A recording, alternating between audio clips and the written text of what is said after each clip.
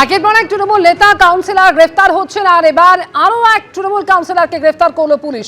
বাপ্পাদিত্য দাশগুপ্ত, যাকে তোলাবাজির অভিযোগে গ্রেফতার করা হয়েছে, যিনি 101 নম্বর ওয়ার্ডের তৃণমূল কাউন্সিলর। গতকাল রাতেই তাকে পাটুলি থানায় নিয়ে আসা হয়।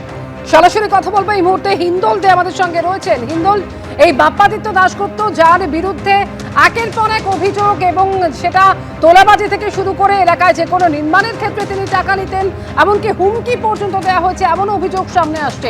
সেই বাপ্পাদিত্য দাশগুপ্ত, তাকে আজকে কখন আদালতে পেশ করা হবে, কি খবর এখনো পর্যন্ত?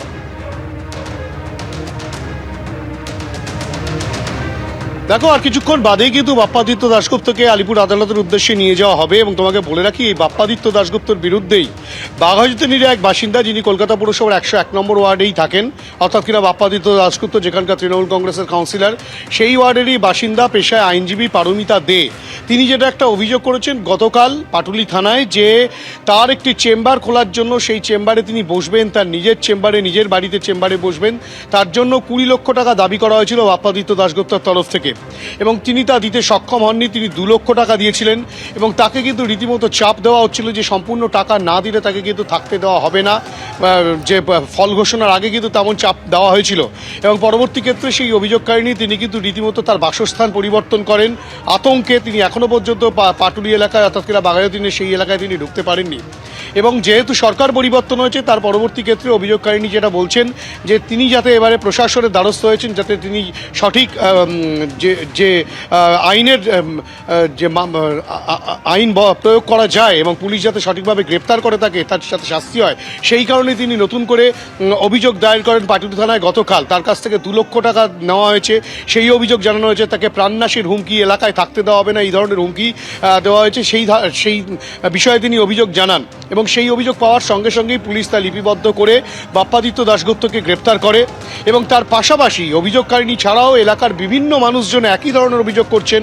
কারো বাড়ি করতে গেলে সেই বাড়ি করার জন্য তোলাবাজির টাকা চাওয়া হতো, কেউ প্রমোটিং করতে গেলে সেখান থেকে তোলাবাজির টাকা চাওয়া হতো, কারো জমি দখল করা, এ ধরনের নানা রকম অভিযোগ কিন্তু বাপ্পাদিত্য দাশগুপ্তর বিরুদ্ধে উঠেছে।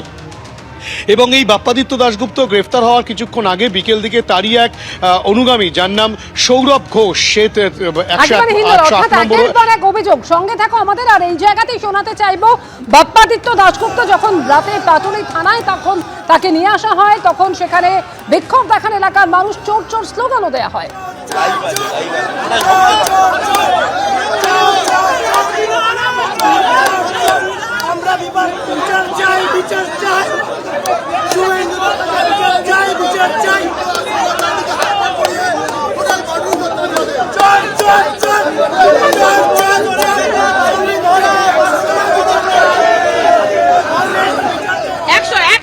আমার বাড়িতে অসীম চক্রবর্তী, পুলক ভট্টাচার্য, কমল মজুমদার, প্রবীর চক্রবর্তী, ওরা গিয়ে আমার বাড়ির গেট কেটে গ্রিল ভেঙে আজও আমার ভাঙা পড়ে আছে। 2021-এ আমি বিজেপি করি, তারপর 21-এ যখন আমরা হেরে গেলাম, তখন আমাদের গাড়ি ভাঙচুর করে আমাদের ধরে নিয়ে 50 জন মেরে বাগান বাড়িতে আটকে রেখেছিল। 50,000 টাকা নিয়েছে, উল্টে মার মেরে বলছে এখানে আটকে রাখবো। 50,000 টাকা? সৌরভ বাহিনী বলছে বিজেপি করেছি, তার জন্য 50,000 টাকা জরিমানা। হ্যাঁ, জরিমানা। আমার বাড়ি ফ্ল্যাট, আমার পাশের বাড়ি ফ্ল্যাট আনলিগাল ফ্ল্যাট, আপনার 3 তলা থেকে 4 তলা করেছে।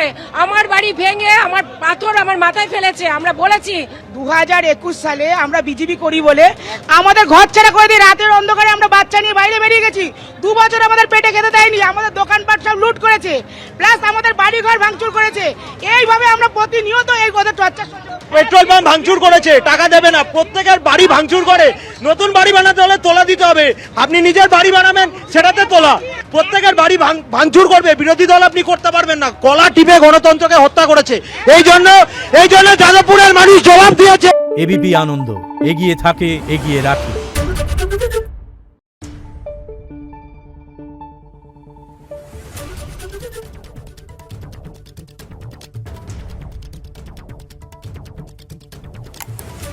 Thank you.